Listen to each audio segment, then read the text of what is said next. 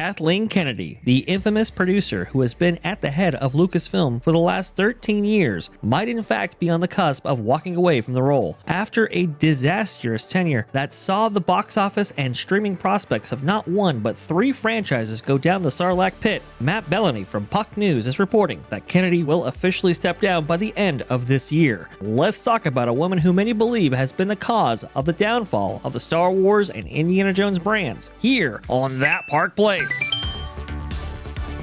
All right, let's get into our story of the day. It's a big surprise, unless you've been following the news that dropped around 1 a.m. Eastern time yesterday. Kathleen Kennedy reportedly leaving Lucasfilm sometime this year, according to a new challenger approaching, the Hollywood Trades. But of course, they are following what's going on at Puck News.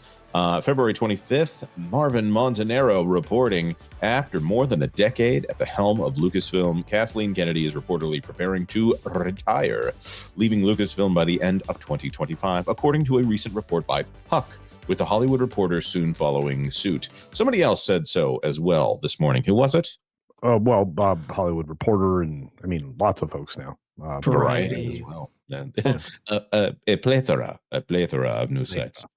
So, continuing on, while rumors of her departure have circulated for years, this time it appears to be more than just fan speculation. Take a minute and celebrate with the Yub Nug. It's Yub Nub Marvin. I know Marvin is not able to join us today, but hopefully he will be pushing an update to this desecration. I actually have a special Yub Nub mug. Okay. Oh, a Yub Nub mug? Yeah. Yes. That's what we should do. We should play we should have a Yub Nub mug club. We should. Yep. Yes. Yet, as fans rejoice over the potential end of what many view as a disastrous tenure, there's a harsh truth that must be acknowledged. Kathleen Kennedy may be leaving Lucasfilm, but the damage she inflicted on Star Wars will linger for years to come. When Disney purchased Lucasfilm in 2012 for $4.06 billion, Star Wars was the most valuable and evergreen franchise in cinematic history. It had defined generations, inspired countless stories, and built a cultural legacy that seemed unshakable.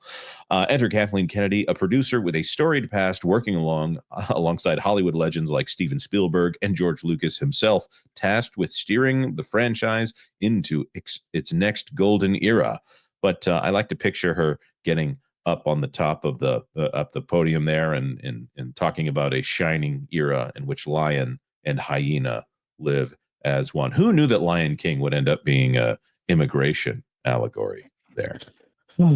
Anyways, instead she drove it off a cliff. Look at her right there. She's so happy. The decline began almost immediately with the sequel trilogy, a mess of inconsistent storytelling and clashing creative visions centered around an unlikable and unremarkable protagonist. Which one is that? Rather than mapping out a cohesive plan, as Marvel had done with its cinematic universe, Kathleen Kennedy handed full creative control to J.J. Abrams and Rian Johnson, allowing them to craft their respective films, The Force Awakens and The Last Jedi, without any overarching roadmap. The result, a narrative disaster. Yes, and this is really the problem when you start doing films in this way right here. J.J. Abrams reportedly did not want to do The Force Awakens because he had already made his Star Wars film, that being Star Trek 2009, which was the hip version of Star Wars that he always wanted to make. Well, he can go ahead and mess up Star Trek and Star Wars at the same time.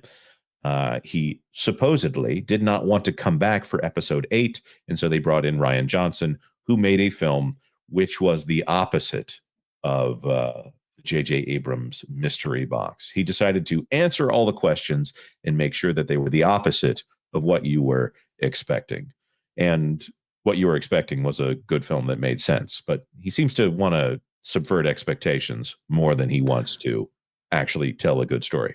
Well, it's a good thing that J.J. Abrams started this thing off and then handed off the reins to somebody who was very much in line with his thinking and where to go with this, and creating a consistent and coherent story over these 3 Oh wait, that totally didn't happen. And I thought it was the producer's job to keep things on track regarding those kind of things. I've heard that.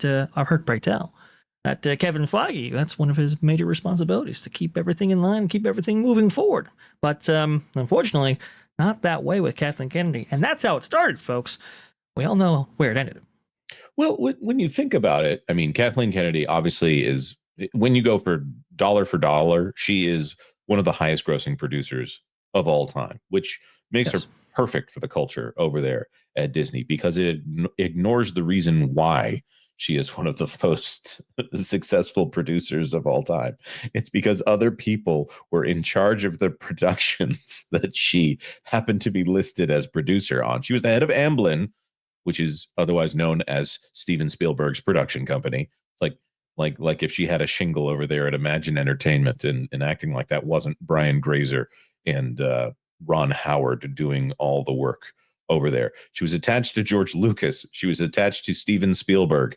And if you take their filmography, obviously anyone associated with those films can say that they're in the highest grossing area of films of all time. It's like Zoe Saldana. Zoe Saldana is one of the most bankable actresses of all time if you just look at it by the numbers. She's in Star Trek, she's in Avengers, and and when I say Avengers, I mean she's in the big clash up movies like Endgame and Infinity War, and she's also in Avatar. Now, are those films successful because of Zoe Saldana? In some part, but I don't think that's really the thing that a normal person would look at and say, no, this is a Zoe Saldana film. No, it's the franchise. Go ahead, Culture. Well, you left one very important film out of there. Amelia Perez. Yeah, that's right. Yes, and yes. We left that one out, and apparently, Mr. Gascan is probably going to get Best Actress award. Yeah, wow. I'm not sure that's how you say that person's name, but okay. But, yeah, something like that. Maybe I'm getting a few details on their identity incorrect.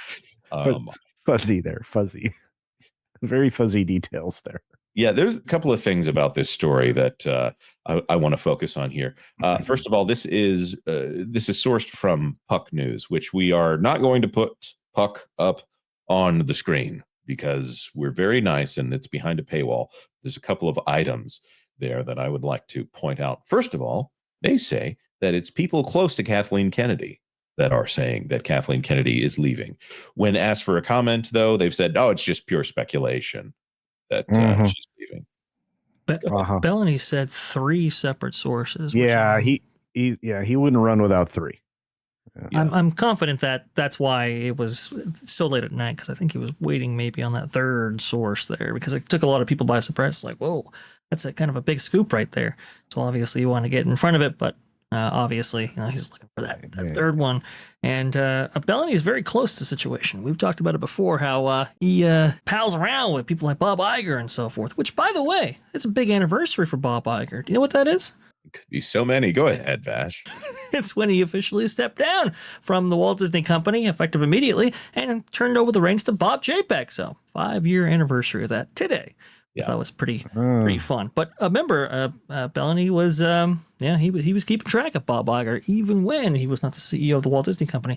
It just tells you just the kind of connections that he has to something like this. I do believe his reporting in this instance, and apparently he was even saying that Kathleen Kennedy was getting ready to step down last year, but did not do so for various reasons.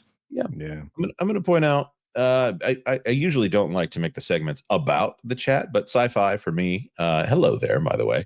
The trades won't be giving Puck the signal boost without some confidence in the story. Yes.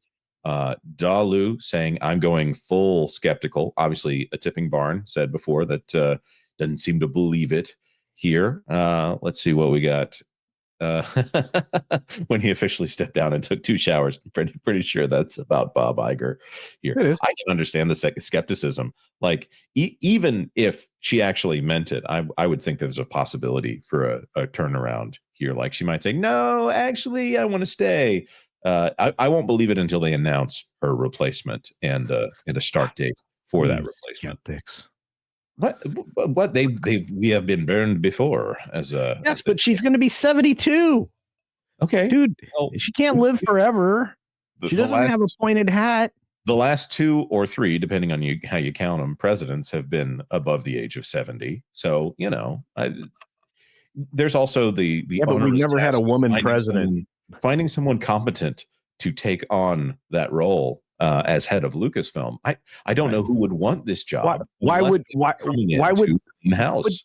But Jonas, why would they start now? Why look for somebody competent now? They seem perfectly fine with incompetent for the last, I think they're starting to acknowledge internally that Star Wars is on death's door if it hasn't already died, and that's the thing too. I mean, yes, this is the shot in the arm that this patient needed, but is it a corpse at this point? That's the real problem for Lucasfilm going forward. And anybody recognizing that maybe stark reality might not be interested in taking over the reins at this point, right? Because you might get blamed for literally killing it, at least in the eyes of the trades and so forth, and not have that producer protection, as Jonas beautifully laid out earlier. Thanks for watching That Park Plays News. For more information, consider checking out www.thatparkplace.com. And don't forget to subscribe, share, like, and send this out on your favorite social media account.